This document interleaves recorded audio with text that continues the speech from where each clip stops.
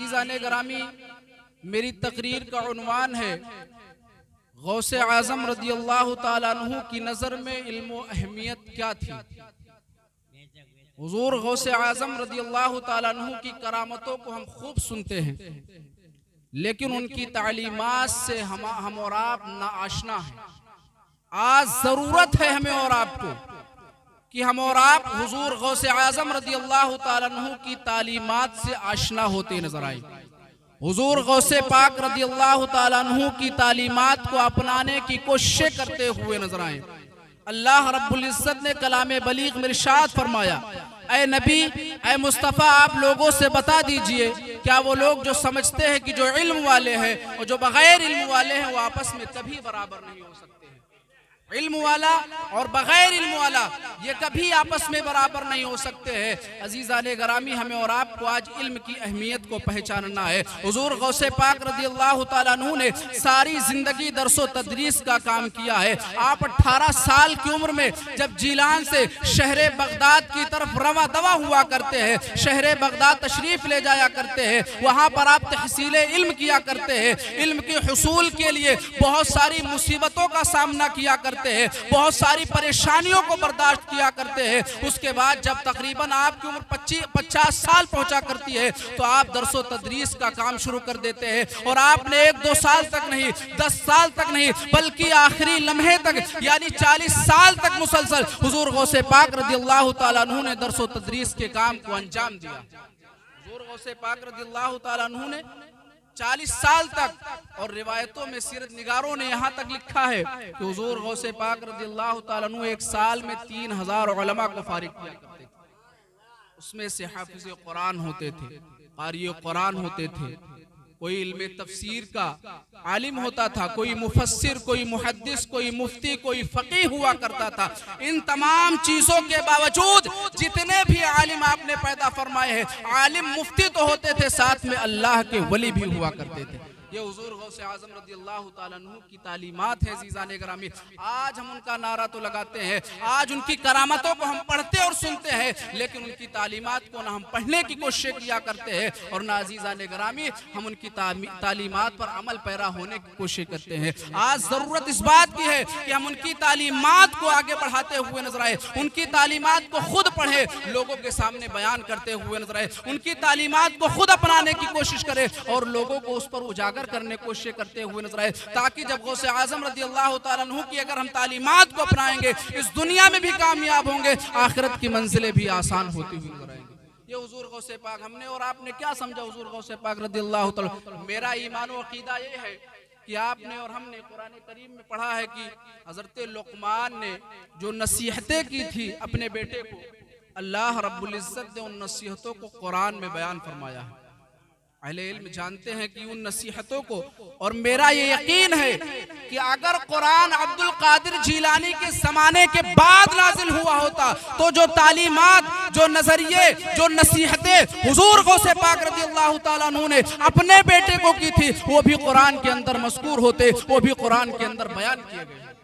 ये गौसे पाक रज़ियल्लाहु ताला अन्हु की तालीमात है। अज़ीज़ान ग्रामी, आज हमें और आपको इल्म के मैदान में आगे बढ़ने की कोशिश करने की ज़रूरत है। आज हमें और आपको इल्म की अहमियत और उसकी अफादियत को समझने की ज़रूरत है। आज हमें और आपको ज़रूरत है, हम और आप मदरसों से दूरी अख्तियार कर लेते हैं, मस्जिदों से दूरी अख्तियार कर लिया करते हैं, जबकि अगर हम देखें तो पाक व हिंद में तकरीबन 300 साल का अरसा गुजर रहा है। इन्हीं मदरसों की वजह से आज हमारे और आपके पास दीन महफूज है। ये इन्हीं उलमाए कराम की बदौलत है जो हमारी मस्जिदों की आज़ानें बाकी है, हमारी मस्जिदों में इमामतें हैं, हमारे बाप के जनाजे पढ़ाए जा रहे हैं, हमारी महफिलें में निकाह का एहतमाम व इंतजाम किया जा रहा है।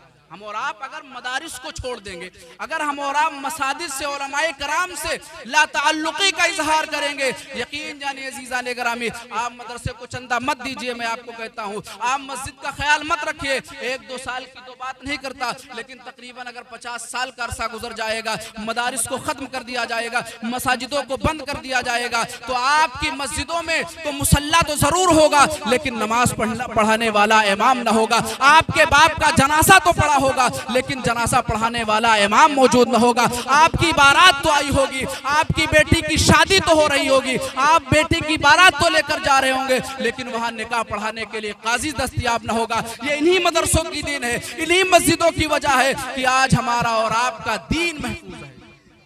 और आपका जो दीन बचा हुआ है अज़ीज़ान गिरामी, ये मदारिस की देन है। हमें और आपको चाहिए कि हम मदारिस को कभी नजरअंदाज ना करते हुए नजर आए, इन उलमाए कराम को हकारत की निगाह से ना देखते हुए नजर आए। इसलिए कि जो है हारून रशीद जो खलीफा था अज़ीज़ान गिरामी, वो किसी के आने पर नहीं उठता, लेकिन अगर कोई गरीब मौलवी भी उसके पास पहुंच जाता तो खड़ा हो जाता था उठकर। तो लोगों ने सवाल किया कि बड़े बड़े वज़रा आते हैं तो आप नहीं खड़े होते हैं, एक गरीब मौलवी तुम्हारे पास आ जाता है तुम उसके इस्तकबाल में खड़े हो जाते हो। तो कहा मैं उस गरीब मौलवी की इज्जत के लिए नहीं खड़ा होता हूँ, बल्कि उसके सीने में जो इल्मे दीन मौजूद है, इल्मे मुस्तफा मौजूद है, मैं उसके इस्तकबाल के लिए खड़ा हो जाऊंगा। नारे तकबीर, नारे रिसालत, नारे गौसिया, फैज़ाने बुज़ुर्गाने दीन, भाई सुभान अल्लाह सुभान अल्लाह। अज़ीज़ाने मोहतरम, आज हमें और आपको जरूरत है कि उन उलमाए कराम का एहतराम करते हुए नजर आए। कुरान ने कहा इन्नमा यख्शल्लाह मिन इबादिहिल उलमा, बेशक अल्लाह से खौफ रखने वाली अगर कोई जात है ना तो उलमाए कराम की जात है। ये किसकी जात है?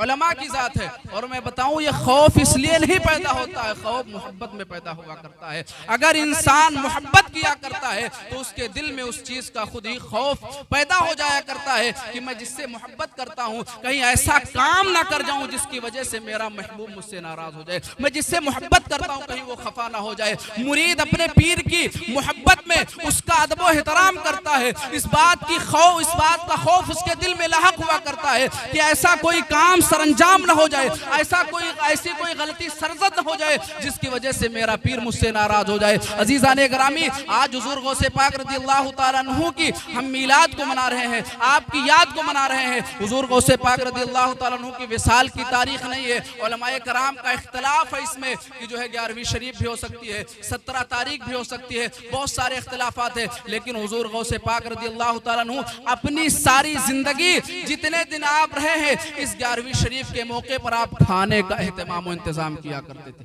रसूलुल्लाह अलैहिस्सलातु वस्सलाम के लंगर का एहतमाम करते थे, जिसकी बरकत से अल्लाह रब्बुल इज्जत ने आज उनके नाम से 11वीं को मंसूब कर दिया है। लोग आज याद करते हुए नजर आ रहे हैं। तो अजीज़ाने गिरामी, हमें और आपको जरूरत है कि इल्म की अहमियत, उसकी अफादियत को समझने की कोशिश करते हुए नजर आए। आज हम और आप देखते हैं कि मदारिस में क्या हाल है। अजीज़ाने गिरामी, मदारिसों में जो है बच्चे पढ़ने कम पढ़ने ज्यादा आया करते हैं। इस बात का हमें और आपको ख्याल करना चाहिए कि जो होते हैं बच्चे पढ़ने कम पढ़ने ज्यादा आया करते हैं, इसलिए कि हमने और आपने समझ लिया है कि जो है दीने मुस्तफ़ा को, निज़ामे मुस्तफ़ा को संभालना, उसको चलाना गरीबों की जिम्मेदारी है, क्या सरमाएदारों की जिम्मेदारी नहीं। हरगिज़ ऐसा नहीं है, बल्कि निज़ामे मुस्तफ़ा को अपनाना, उस पर अमल पैरा होना, उसकी दीन की नशर व इशाअत का काम करना गरीब की भी जिम्मेदारी है, अमीर की भी जिम्मेदारी है, काले की भी जिम्मेदारी है, गोरे की भी जिम्मेदारी है, अदना की जिम्मेदारी है, आला की जिम्मेदारी है। आज हमें और आपको चाहिए कि हम अपनी जिम्मेदारियों पर खरे उतरते हुए नजर आए, हुजूर गौसे पाक रज़ियल्लाहु ताला अन्हु की तालीमात को अपनाने की कोशिश करते हुए नजर आए। इसलिए गौसे पाक रज़ियल्लाहु ताला अन्हु ने सारी जिंदगी जो है दर्स व तदरीस का काम किया है। सारी जिंदगी हम उनके ये बारे में तो बताया करते हैं अज़ीज़ाने गिरामी की गौसे पाक ने मुर्गों को जिंदा किया था, और कभी ये नहीं बताते हैं, इस बात पर कभी अमल पैरा नहीं हुआ करते हैं कि गौसे पाक ने एक जो है 1-2 दिन नहीं बल्कि 40 साल तक मुसलसल इशा के वजू से फजर की नमाज। इस बारे में भी तो हमें और आपको मालूम होना चाहिए, इस पर भी तो अमल पैरा होना चाहिए। खाना खिलाना गौसे पाक रज़ियल्लाहु ताला अन्हु की निगाह में महबूब था। वो लंगर जो आज भी करते हुए नजर आ रहे हैं, लेकिन जिस पर सबसे ज्यादा गौसे आजम रज़ियल्लाहु ताला अन्हु फोकस दिया है तालीम और ताअम्मुल पर, हमें और आपको उस पर अमल पैरा होने की जरूरत है। हम खुद भी पढ़े, अपने बच्चों को भी पढ़ाए। और आखिर में मैं हर जगह ये बात कहकर जाया करता हूँ अज़ीज़ाने गिरामी कि आपने अगर इस दुनिया में रहकर अपनी रहती जिंदगी तक अगर आपने बच्चे को मकान नहीं लेकर दिया किया है, ये मेरा ईमान है। और हर आदमी का ये जो है अकीदा भी होना चाहिए कि आप इंतकाल कर जाएंगे, हो सकता है कि आपने एक भी मकान नहीं लिया था, बच्चा उसकी तकदीर में हो वो कई मकानात बना ले। आपने थोड़ी बहुत जमीन नहीं दी थी, लेकिन हो सकता है कि आप इस दुनिया से चले गए और बहुत सारी जमीनों का वो मालिक हो गया, बहुत सारे महलों को मालिक हो गया, बहुत सारी बिल्डिंगों का मालिक हो गया।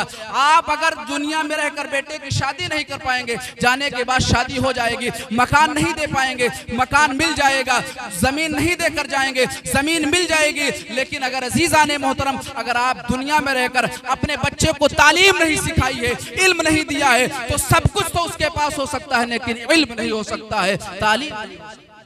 हमें और आपको चाहिए कि हम आप तालीम और तामुल पर काम करते हुए नजर आए। और हुजूर गौसे पाक रज़ियल्लाहु ताला अन्हु की तालीमात है, इल्म की अहमियत को, उसकी ज़रूरत को आज हमें और आपको महसूस करने की ज़रूरत है। आज अगर मुसलमान जो है पस्ती की तरफ जाता हुआ नजर आ रहा है, अगर वो जो है तरक्की से पीछे हटता हुआ नजर आ रहा है, तो यही वजह है कि हमने तालीम और तामुल को छोड़ दिया है। अल्लाह के रसूल अलैहिस्सलातु वस्सलाम जब इस दुनिया में तशरीफ लाए अज़ीज़ाने गिरामी, और सबसे पहली जो वही आप पर नाजिल हुई, इक़रा बिस्मि रब्बिकल्लज़ी खलक़ करके नाजिल हुई है, उस मक्कतुल मुकर्रमा की अगर हम वादी को देख ले तो वहाँ ज़िनाकारी, शराबखोरी, सूदखोरी, तमाम तर गुनाह थे, हर तरह की बदकारी थी उन लोगों के पास। लेकिन ज़िना की हुर्मत पर, शराब की हुर्मत पर आयते करीमा नाज़िल नहीं हो रही थी, नहीं हुई। अल्लाह रब्बुल इज़्ज़त और उसका रसूल जानता था कि अगर इनके अंदर इल्म आ जाएगा तो ये शराब से भी दूर हो जाएंगे, अगर इनके अंदर तालीम पैदा हो जाएगी ज़िनाकारी को भी छोड़ देंगे, अगर इनके अंदर तालीम पैदा हो जाएगी जो है सूदखोरी को भी छोड़ देंगे। अगर आज अज़ीज़ाने गिरामी हमें और आपको हर गुनाह से बचना है, हर तरह की तरक्की को अपनाना है, तो तालीम के मैदान में आगे आने की जरूरत है। मैंने जो कुछ बयान किया, अल्लाह रब्बुल इज़्ज़त सुनने से ज्यादा उस पर हम सबको अमल की तौफीक रफीक अता फरमाए। ला इलाहा इल्लल्लाहु मुहम्मदुर रसूलुल्लाह सल्लल्लाहु तआला अलैहि वसल्लम। अस्सलामु अलैकुम।